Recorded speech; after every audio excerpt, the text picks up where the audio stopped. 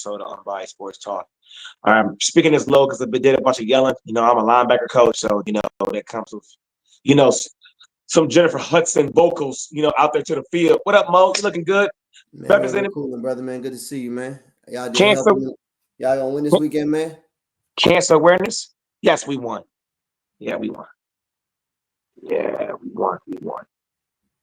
All right, let's get this. Let's get this topic rolling. No neck. What's the first topic? Ooh.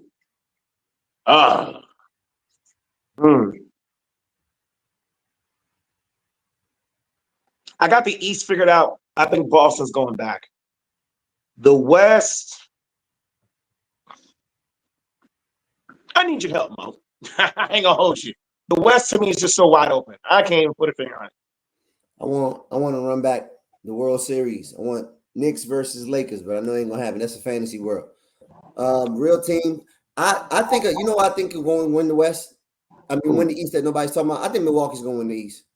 Milwaukee is going to represent. I think Giannis gives Boston fits. Boston don't get through him often, and because of the way the attack, he pressures, right? The way he pressures and whatnot. I think him and his team when they're rolling are a threat to Boston, and they'll beat Boston because Greek Freak's. I think Greek Freak's the best player in the East by far. Like, I think he's the best player in the East. And then in the West, if we're being honest, we gotta say it's probably going to be. I'm about to say I just came over the line. It's either if this team can grow up, we might see OKC. We might see OKC. I think.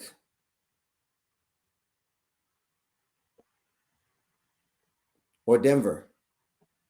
I had to think about it. My prediction for the NBA Finals is the Dallas Mavericks and the Boston Celtics. Here's Dallas why. will do it. I think Clay fits better on Dallas than he does on Golden State. I mean, I guess so. Dallas don't play enough defense. Sorry, they don't play enough defense. I feel you, but they score a lot. But that's the point. That's the problem. Scoring a lot. They scored a lot, and then you see what happened when they don't play no defense and they got pressure on them. And when Luka started having those nights where his efficiency is not the greatest, you saw Kyrie disappear a couple of times in the playoffs. You saw him disappear.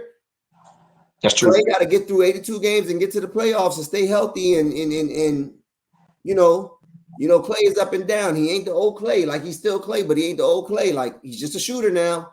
Like, PJ Washington still got to do some growing up if this Dallas Mavericks team is going to go. He's going to have to change his role a little bit because he was shooting the threes last year. That's why they were struggling after a certain point because he had to produce at a clip that he couldn't produce at readily. And so I think that was a problem there. They missed Likely because he came back from injury last year.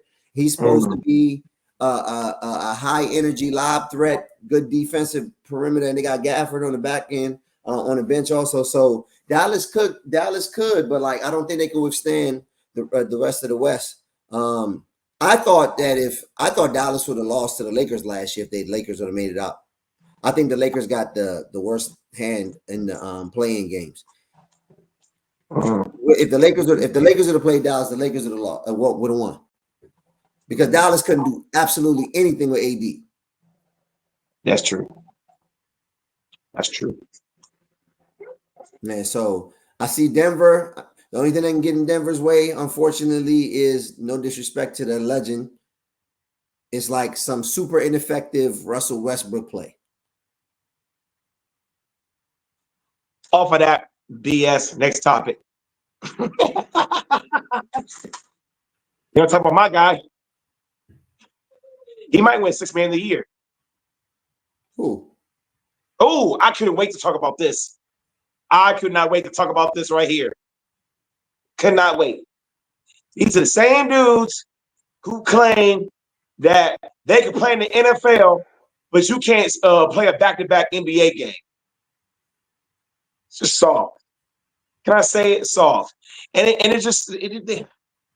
even know what words to pop out right now. That's how fried my brain is. Where it's like, are you really about winning championships if you are don't want to play it back to back? Mo jump in because I mean it's still the NFL season. I'm not trying to give all this energy to the NBA players, but I kept the receipts. Man, I'm a huge fan of the NBA. I'm old school. You gotta play all the games. You gotta play both sides of the ball. You know what I mean? Like to garner a certain kind of respect. Like I got respect for a lot of people in this era, but like they're not like when I talk that elite talk. Because all that they go to, I think a lot of time we go to and we're enamored by the oohs and ahs. We go to skill, right? We Mm-hmm. go to skill because centers now can bring the ball up the court, all that. Everybody has handle, everybody can dribble, pass, shoot, right? All the essentials of basketball at any position now. So I think we look at it like, oh, this is free flowing, but like there's a lot of physicality that's taken out the game. There's a lot of like it's a lot of like half court sets taken out the game and things like that make it a different game. This one is a more up and down pace. There's a little bit more conditioning to it, I believe, than the old guard, but the old guard had a physicality and a mentality and a competitiveness across the board that is unmatched. It's unmatched. So if you can't play back to backs and you're not hurt, like you don't have an injury, like then that's problematic for me. You got to want to play as many games as possible. And how can someone say that they're for the team and you can't play a back to I back? mean, I think if you're talking about Embiid, I think they're thinking about preservation because he's been hurt in the playoffs each of the last 3 years, or he's come in with some kind of ailment, right? So, like, if they're thinking about preservation, yeah, it's going to suck. It's going to sound bad when he say it, but like, it's about them trying to win a championship, like you said, for him, right? Because he needs to preserve his body because he has failed his team in the responsibility of having to carry them over the course of the last like 3 out of the last 5 years, dating back to when Kawhi hit the shot, right? Kawhi won the championship, and that was one I of the get it. times, right? So it's been a minute Mhm. that he's been having this thing above his head that he can't win in the playoffs and this, that, and the third, and he's at his most elite right now in this phase of his career, but he's hurt already. All the injuries have already piled up. So if he Mhm. doesn't preserve himself, he's not going to make it to the serious part of the season where he gets to showcase that because the playoffs have like a built-in rest phase schedule, so he can get through But don't that as long as he gets to the playoffs. Is what I'm assuming. but don't create a narrative though. I That's don't what I'm think he saying. Like created the narrative. We created the narrative. I think he mentioned it because he said that he doesn't know if he'll ever play that again because he's trying to communicate my sole focus is winning a championship and I need to be there at the end. That's why he said that. all right, what about Paul George? Paul George is hurt. Paul George got hurt in the play. He got hurt in the preseason game. But yeah, but still, he's another person who doesn't want to play back to back. I mean, Paul George has had injuries. Like last year was the first time he played like 70 games in like 3 years. I think he played like 50 something games the year before that, another 50 something, and another 30 something. So like if you're noticing that not playing back to backs is saving you. So let's see, Paul George is 82 games, 83 if you made it to the in-season tournament situation. So they did it. It was 82 games. He played 70 like 4 or something like that. So that means they had like 4 or 5 back-to-backs. And he missed those, and those are the only games he missed. And it made him more efficient for the playoffs. They just happened to lose.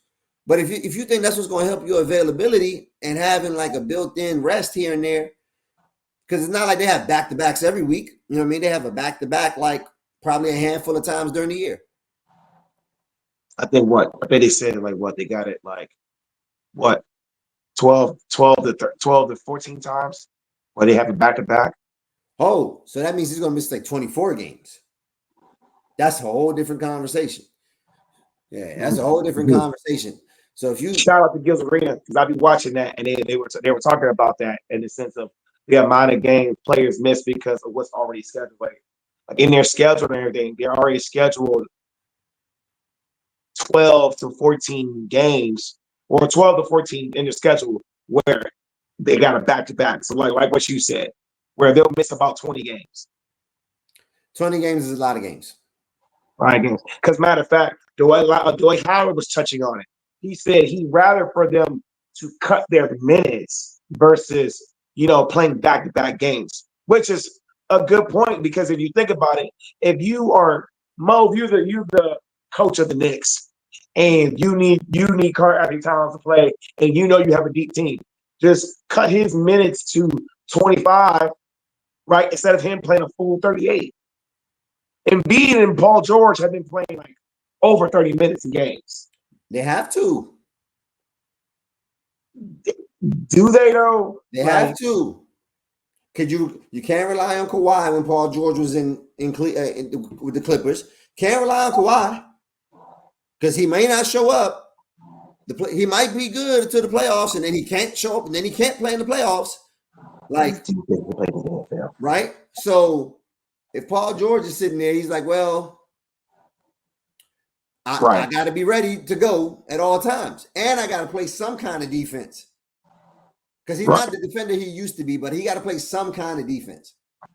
So it's a lot more on his plate. Like, so him, I understand more than the latter. Okay. And because he's had his own personal injury history. He had like a labrum one year. He had to get like 2 shoulders operated on. He had like a knee scope. Like, what's the nickname that Charles Barkley gave Anthony Davis? Street clothes. Street clothes. Crazy, man. The Street Boys. All right, editor, give us the next topic. No neck, where are you? All right, thank you. I've been waiting on this one too. Sean McCants, Rudy Gay, John Wall. I'm cutting Rudy Gay. I'm benching John Wall. I'm starting Rashad McCants. Rashad was a bucket. What's the face? Understand. What's the face? You know they was calling Rudy Gay the next Tracy McGrady when he was coming out of the draft. I hear you. Do you remember that? Maybe you don't recall. I hear you. Okay. You do know that Rudy Gay was the number 1 recruit coming out of high school. The number 1. 6'8" wingspan, silky smooth jumper, post game, all that. Like get to the rim, slasher, all of that. Okay, we're talking about college now. Relax. I'm talking about college too. All right, so I'm starting John Wall. John Wall. John Wall was the number 1 pick in the draft, like after his freshman year. Okay, John Wall was the number 1 pick in the draft. He was the best player in college basketball.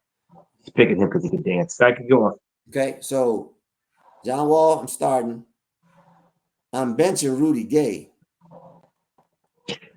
Because that skill set, that talent, what he did at UConn, Cole, don't get me wrong, Rashad McCants won national championship. But Rashad McCants had the better team than all of those.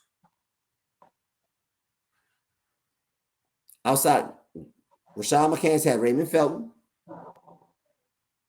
Right? Keep going. I know. Boogie Cousins.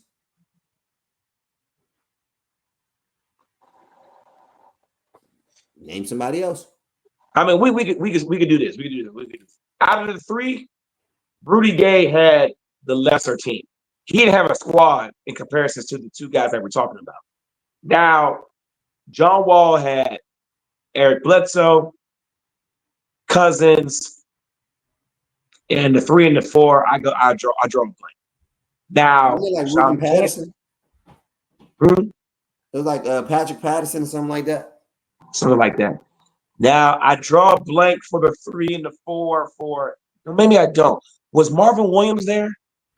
Well, it was Raymond Felton, Rashawn McCants. I feel like Marvin Williams is there. Sean May. Let's see. Who's the third? Who was the 3? Who was the 3? Wasn't a light-skinned dude? I don't know, bro. I might have to. I'm sorry. Rashawn McCants, boy. Jesus. Because it's hard to name a dude where they didn't go far. Even though it is a team, but still, God, leave shot. Yeah, Rashawn McCants was on the squad.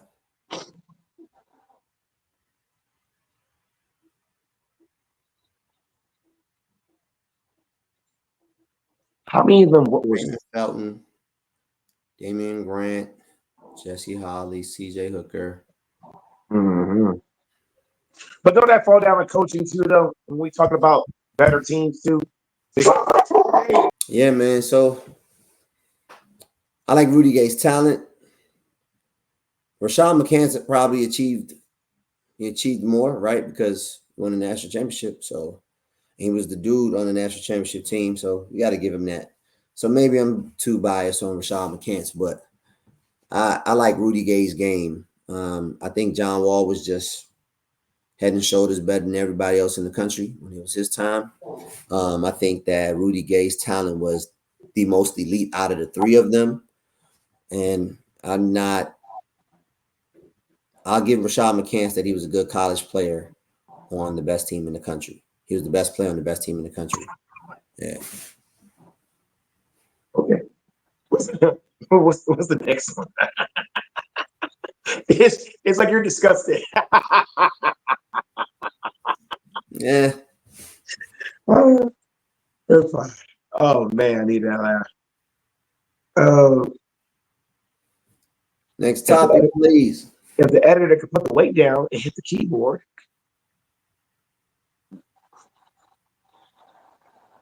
Okay, now he's being an asshole. How was that adjustment, even with like training camp and stuff like that? Like dealing with your skill set is a new set of type of players. See, playing in the NFL, I feel like it's easier than college. For real, because can we talk in the middle of this? I mean, I knew you was gonna pull up that clip. I mean, he's not wrong. I don't think he's wrong. I think that he's just not good.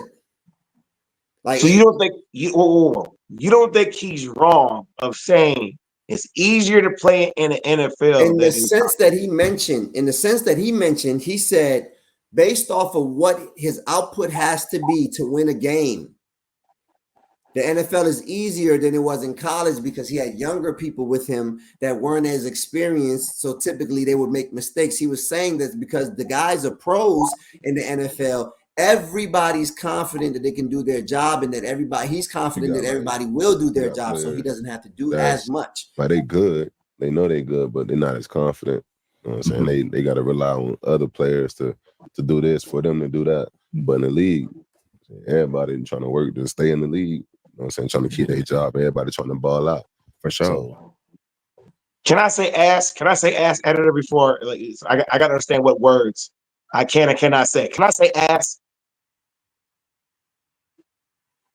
He's gonna probably tell me no. All right, so I'm not gonna say. I'm just gonna say no. He's booty cheeks, Mo. I know. It doesn't mean that it's not easier for him to be an NFL player than a college player. He was booty cheeks in college, I think. I don't see what the Indianapolis Colts saw in him as a quarterback, like his processing and his throwing. I never saw anything good there. Outside of he had a rocket arm and he could run 4.4 and he could win mid. But see, here's the thing. Here's the thing that bothers me too about the statement, right? When somebody says easy, people who don't know sports I ain't gonna lie. or no football. Let's just say football, right? Let's talk football. Let's talk football. Right? Go that next play, so I just I'm distracted by this phone. Like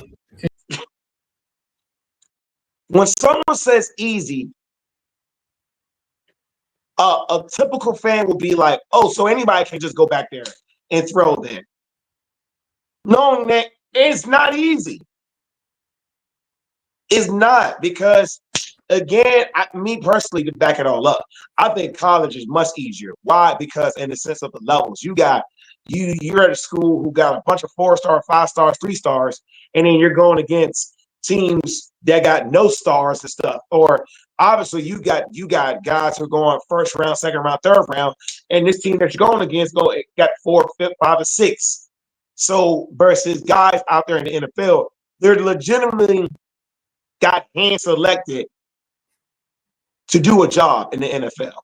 Not to say in college you're not getting selected either, but at the same time, there's a gap of experience and talent. I ain't for it. Like, you need to go 10 for 32. See, even with this, right? Start bench and cut. Start bench and cut. Anthony Richardson, Will Levis, Bryce Young. See, this is a In the trick bag NFL? question. This is a trick bag question.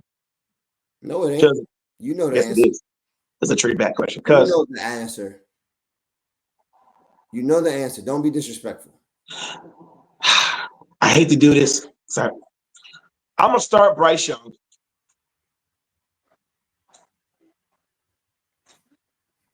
That's the correct answer. The other two, Mayonnaise Boy. No.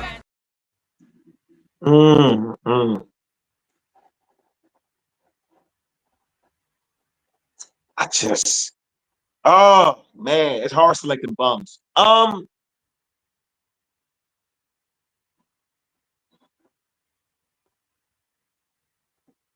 gonna pick Will Levis. I'm gonna go. I was Will, drunk. listen. God dang it!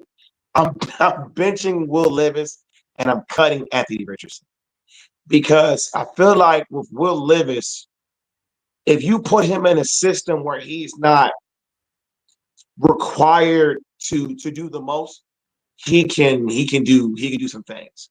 Bryce Young,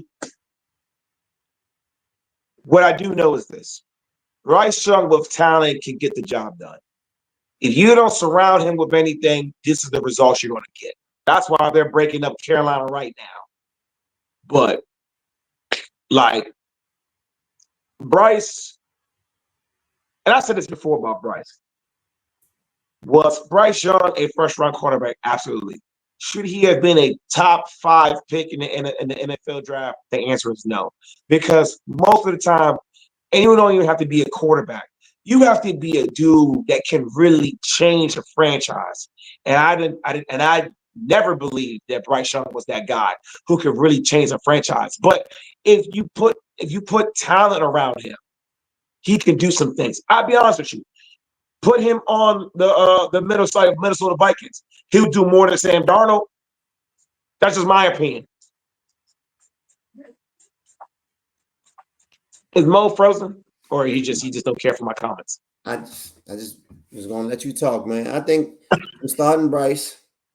I'm benching Richardson, and cutting Will Levis. Will Levis makes some bonehead mistakes, man. Like Anthony Richardson just doesn't process well. You know what I mean? Like, he's made some plays though. I haven't seen Will Levis make no plays.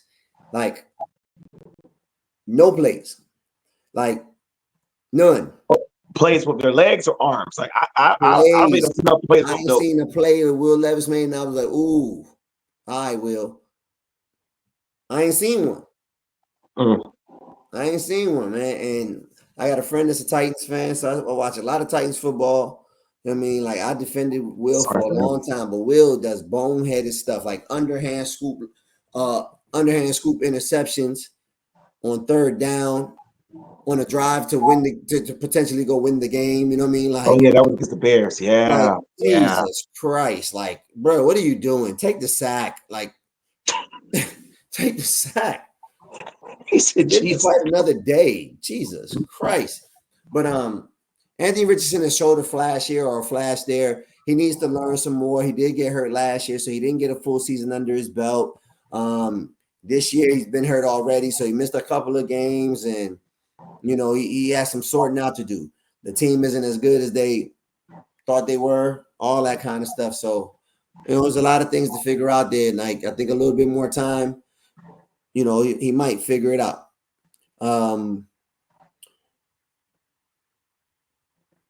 But that's it. I mean, Will Levis got to go, man. Can't play for me. I don't know. But staying on Anthony Richardson, for the same person who said it's easy, why get out the game and say you're tired? I feel like that's the kid just came back. He just came back from a rib and oblique injury, man. Mo, that's a no. I understand it's a no. What I'm telling you is he thought that he was not going to be good enough on that play, which was an important down. So he didn't want to what is it called? Sabotage the team.